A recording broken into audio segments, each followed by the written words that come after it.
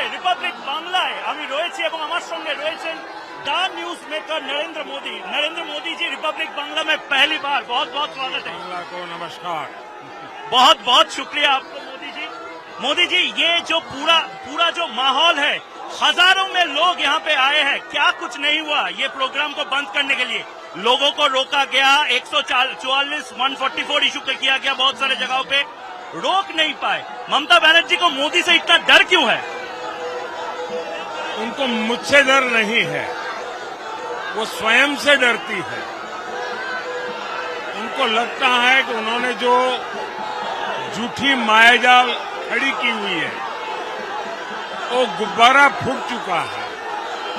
बंगाल की जनता उनके कुकर्मों को भली भांति समझ गई है और बंगाल के नागरिकों का, बंगाल की भावी पीढ़ी का और बंगाल का वो भारी नुकसान कर रही है। ये अब बंगाल के लोगों के मन में कन्विंस हो चुका है और इसलिए वो बचने के लिए रास्ते खोज रही है। क्या लग रहा है मोदी जी, बहुत ही बेहतरीन इस बार रिजल्ट बंगाल से होगा क्या? बार बार आप बोल रहे हैं। मैंने पूरे देश के चुनाव में भ्रमण किया है।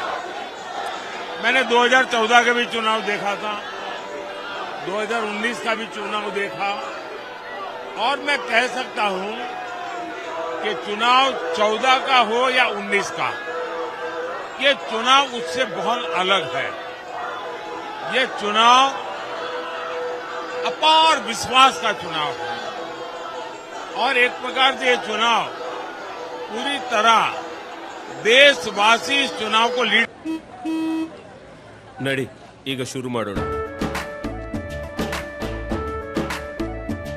ಕೇಸರಿಯಿಂದ ಮನೋಲ್ಲಾಸ ಮನಸ್ಸು ಮತ್ತೇರಿ ಕುಣಿದಾಡಿದೆ ನೋಡು, ಮನಸ್ಸು ಮತ್ತೇರಿ ಕುಣಿದಾಡಿದೆ ನೋಡು. ಕ್ಷಣ ಕ್ಷಣವೂ ಆಚರಿಸಿ ಕೇಸರಿ ಹಬ್ಬ. ವಿಮಲ್ ಬಾಯಲ್ಲಿ ಹೇಳಿ ಕೇಸರಿ कर रहे हैं। देशवासियों के पुरुषार्थ से चुनाव आगे बढ़ रहा है। हम लोग तो निमित्त है और सामान्य मानवीय का संकल्प बन गया है विकसित भारत का। ये इस कैंपेन की बहुत बड़ी अचीवमेंट है। मोदी जी 21 दिन हो गए, 3 हफ्ते। हुमायूं कबीर तृणमूल के जो एमएलए है उसने बोला था हिंदुओं को काट के भागीरथी में बहा देंगे। उसके बाद ममता बनर्जी ने तो ना नहीं बोला, उसके ऊपर रामकृष्ण मिशन भारत सेवाश्रम को इंसल्ट किया और इसके बाद बोला रामायण महाभारत सब कुछ खत्म हो जाएंगे, कुरान। लेकिन मेरा विकास का जो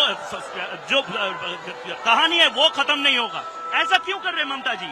देखिए, ममता जी की राजनीति इसी पर निर्भर है। वोट बैंक की राजनीति के लिए, वोट जिहाद के लिए वो लगातार रामनवमी पर प्रतिबंध लगाना, दुर्गा विसर्जन पर प्रतिबंध लगाना, कोई जय श्री राम बोले तो लड़ाई लड़ लेना और वो परंपरा उनकी अपनी पार्टी के हर व्यक्ति में आई है और इसलिए वो सभी हिंदुओं को डुबो देने की, बहा देने की, बोलने की हिम्मत कर रहे हैं। इससे बड़ा देश का कोई दुर्भाग्य नहीं हो सकता है और नेशनल मीडिया जो आए दिन जो खान मार्केट गैंग है वो ऐसे ऐसे विषयों को उछालती है, उनके ध्यान में ये नहीं आता है कि इतना गंभीर मुद्दा है कि देशवासियों को गंगा में बहा देने की बातें हो रही है। ममता जी तो चुप है, उनकी पूरी गैंग चुप है। मोदी जी, बंगाल जहां पे हम खड़े, एक टाइम पे इंडिया का कैपिटल हुआ करता था, हम लोगों का क्या कुछ नहीं था, इंडस्ट्री लेके ट्रेड कल्चर सब कुछ था। अभी हम लोगों का जो ग्लोरी है वो है नहीं। आप ये गारंटी दे सकते हैं क्या, जिस फैक्ट्री को सिंगूर से आप टाटा का फैक्ट्री सानंद में लेके गए थे, अगर यहाँ पे डबल इंजन सरकार हो तो सिंगूर में फैक्ट्री होगा, नंदीग्राम में फैक्ट्री होगा, भांगोड़ में, डायमंड हार्बर में, सब जगह फैक्ट्री होगा और हम मुंबई दिल्ली के साथ टक्कर देंगे विकास में। मेरा गुजरात का अनुभव है। गुजरात एक ऐसा राज्य है कि जहां 10 साल में 7 साल अकाल होता है। गुजरात के पास कोई मिनरल्स नहीं है जो बंगाल के पास है। ज्यादा से ज्यादा हमारे पास नमक है और कुछ नहीं है।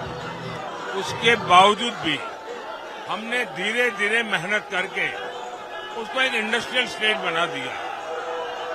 बंगाल का तो पूरा हिस्ट्री इंडस्ट्री का है। बंगाल के पास बहुत बड़े प्राकृतिक संसाधन है, लेकिन यहाँ पहले वाम वालों ने लाल झंडे के जुलूस निकाल करके सारी इंडस्ट्री को ताला लगा दिया। लोग भाग भाग करके कहीं और चले गए। अब बाद में सोचा था कि शायद टीएमसी आएगी तो सुधार करेंगी। अब वो इन्वेस्टमेंट समिट कर रही है, लेकिन किसी भी इन्वेस्टर को जो सुरक्षा चाहिए, जो विश्वास चाहिए कि यहाँ की पॉलिसी में स्टेबिलिटी रहेगी, वो जब तक नहीं आता है कौन इंडस्ट्रियलिस्ट आएगा। और इसलिए बंगाल के विकास के लिए, बंगाल के नौजवानों के भविष्य के लिए इस सरकार को हटाना सबसे बड़ी प्रायोरिटी होनी चाहिए। मोदी जी अगर आप खुद अगर डबल इंजन सरकार हो, you have been one of the expert in bringing business in Gujarat, Bengal के लिए वो क्या करेंगे आप? डबल इंजन मैंने उनको पहले भी एडवाइस दी है कि आपको ये करना चाहिए। और मैं हिंदुस्तान के हर राज्य को क्योंकि हमने G20 अलग अलग राज्यों में क्यों किया, इसीलिए किया कि उन राज्यों का प्रोजेक्शन हो, वे अपने राज्यों को फोकस करें ताकि दुनिया का ध्यान जाए। तो मेरी तरफ से जो भी मदद चाहिए मैं बढ़ चढ़कर मदद देना चाहूंगा। मोदी जी बहुत बहुत धन्यवाद। रिपब्लिक बांग्ला के सभी दर्शकों की तरफ से ये जो चीज है, इससे शायद बहुत कुछ पता चल रहा है। इस बार क्या यहाँ पे भी मोदी मैं मानता हूँ पूरे देश में हमारा बेस्ट परफॉर्मेंस बंगाल के लोकसभा के चुनाव में रहने वाला है। बहुत बहुत धन्यवाद। बहुत बहुत धन्यवाद सर।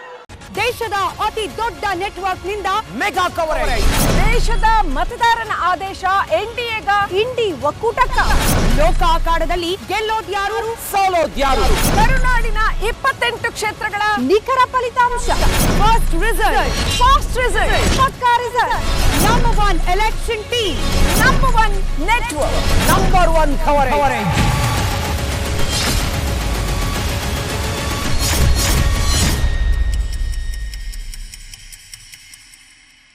ದೇಶದ ಅತಿ ದೊಡ್ಡ ನೆಟ್ವರ್ಕ್ ನಿಂದ ಮೆಗಾ ಕವರೇಜ್. ದೇಶದ ಮತದಾರನ ಆದೇಶ ಎನ್ಡಿಎಗ ಇಂಡಿ ಒಕ್ಕೂಟಕ್ಕ. ಲೋಕ ಅಖಾಡದಲ್ಲಿ ಗೆಲ್ಲೋದ್ಯಾರು ಸೋಲೋದ್ಯಾರು. ಕರುನಾಡಿನ 28 ಕ್ಷೇತ್ರಗಳ ನಿಖರ ಫಲಿತಾಂಶ. ಫಸ್ಟ್ ರಿಸಲ್ಟ್, ಫಾಸ್ಟ್ ರಿಸಲ್ಟ್, ಪಕ್ಕಾ result. Number 1 election team, number 1 network, number 1 coverage.